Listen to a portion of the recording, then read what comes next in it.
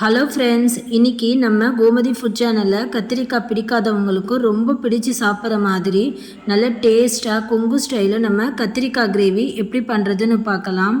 இந்த கத்திரிக்காய் கிரேவி நீங்கள் இட்லி, தோசை, வெரைட்டி ரைஸ் கூடவும் சுட சுட சாதத்தில் போட்டு கூட நீங்கள் சாப்பிடலாம். ரொம்ப டேஸ்ட்டாக இருக்கும். ஃப்ரெண்ட்ஸ், ஃபஸ்ட்டு இந்த ரெசிபி பண்ணுறதுக்கு நான் 250 கிராம் அளவுக்கு கத்திரிக்காய் எடுத்திருக்கேன். இந்த மாதிரி சின்ன சின்ன சைஸில் கட் பண்ணி எடுத்துக்கோங்க. கட் பண்ணதும் நீங்கள் உப்பு தண்ணியில் சேர்த்துட்டிங்கன்னா கத்திரிக்காயோட கலர் மாறாமல் இருக்கும். இப்போ நம்ம கத்திரிக்காயை ஒரு 2 முறை தண்ணியில் அலசிட்டு வதக்கிக்கலாம். அதுக்கு ஸ்டவ்வில் ஒரு கடாயில் 3 ஸ்பூன் அளவுக்கு எண்ணெய் சேர்த்துக்கோங்க. இப்போ இதுக்குள்ளே நம்ம கத்திரிக்காயை சேர்த்துட்டு நல்லா வதக்கிக்கலாம். இந்த எண்ணெயிலேயே நம்ம கத்திரிக்காயை நல்லா சாஃப்டாக வதக்கிக்கணும்.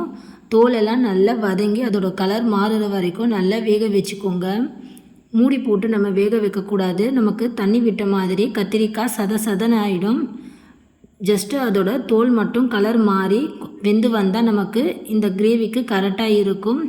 பாருங்கள், இது போல் நீங்கள் நல்லா கேஸ் ஹை ஃப்ளேமில் வச்சு வதக்கிக்கோங்க. அப்போ தான் நமக்கு கத்திரிக்காயோட கலர் மாறி நல்லா சூப்பராக சீக்கிரமாகவே வதங்கி வந்துடும். இப்போ பாருங்கள், கத்திரிக்காய் இந்த அளவுக்கு நல்லா வெந்து வந்திருக்கணும். இதோட கலர் மாறி தோலெல்லாம் நல்லா சாஃப்டாக வெந்திருக்கு. இதுவே நமக்கு 3/4 பாகம் அளவுக்கு நமக்கு கத்திரிக்காய் வெந்து வந்திருக்கும். இந்த அளவுக்கு வதங்கி வந்ததும் நம்ம இதை ஒரு பிளேட்டில் மாற்றி எடுத்துக்கலாம்.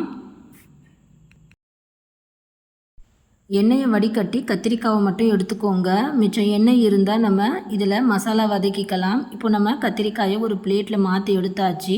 இப்போ நமக்கு இதில் இந்த அளவுக்கு எண்ணெய் இருக்குது. இந்த எண்ணெயிலே நம்ம மசாலாவுக்கு வதக்கிக்கலாம். அதுக்கு 2 துண்டு பட்டை சேர்த்துக்கிறேன். கூட 2 ஏலக்காவும் சேர்த்துக்கிறேன். அடுத்து ஒரு 4 கிராம்பு சேர்த்துட்டு அடுத்து ஒரு 1/2 ஸ்பூன் அளவுக்கு சோம்பு சேர்த்துக்கோங்க. கூடவே இதில் ஒரு 1/2 ஸ்பூன் அளவுக்கு சீரகம் சேர்த்துட்டு ஒரு 4-5 முந்திரி சேர்த்துக்கலாம். அடுத்து இது கூட ஒரு 2 மீடியம் சைஸ் வெங்காயம் சேர்த்துக்கோங்க.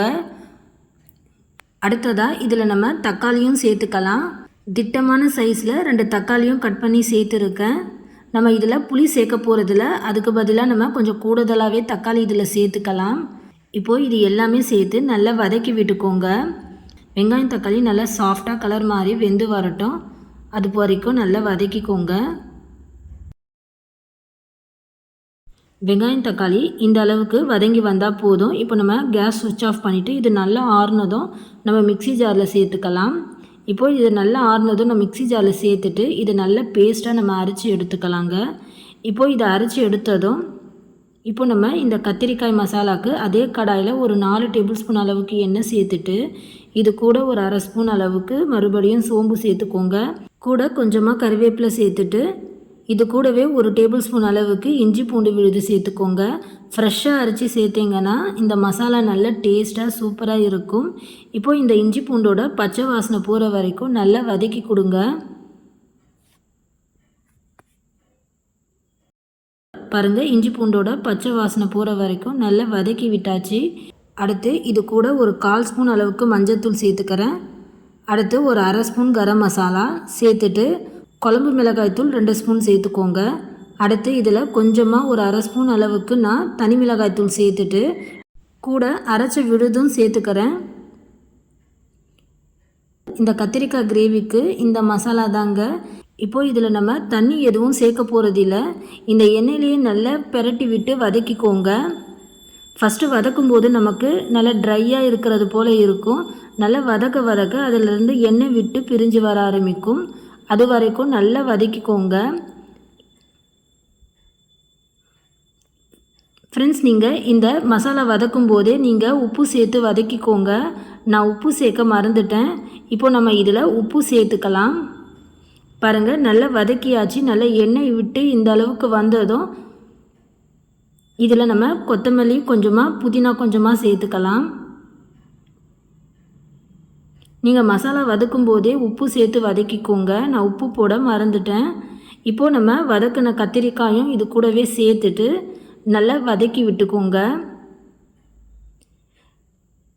இப்போது இந்த காரம், உப்பு எல்லாமே இந்த கத்திரிக்காயோடு சேர்ந்து நல்லா வேகட்டும். அப்போ தான் நமக்கு கத்திரிக்காயில் நல்ல மசாலா ஒட்டி பிடிச்சு வருங்க. அப்போ தான் நமக்கு சாப்பிடும்போது கத்திரிக்காய் கிரேவி நல்லா டேஸ்ட்டாக இருக்கும். இப்போ நம்ம மூடி போட்டு ஒரு 2லேருந்து 3 நிமிஷம் மட்டும் நம்ம வேக வச்சு எடுத்தால் போதும். இப்போ எப்படி இருக்குன்னு பார்க்கலாம்.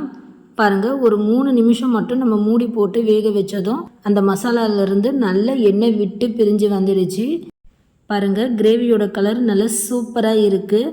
நல்லா சூப்பராக டேஸ்டான கொங்கு ஸ்டைல் கத்திரிக்காய் கிரேவி நல்லா அருமையாக ரெடி ஆகிடுச்சு.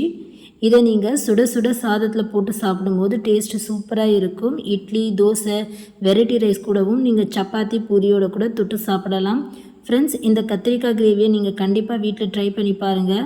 இந்த ரெசிபி வீடியோ உங்களுக்கு பிடிச்சிருந்தா லைக் பண்ணுங்கள், ஷேர் பண்ணுங்கள். மறக்காமல் நம்ம கோமதி ஃபுட் சேனலை சப்ஸ்கிரைப் பண்ணிக்கோங்க. தேங்க்ஸ் ஃபார் வாட்சிங்.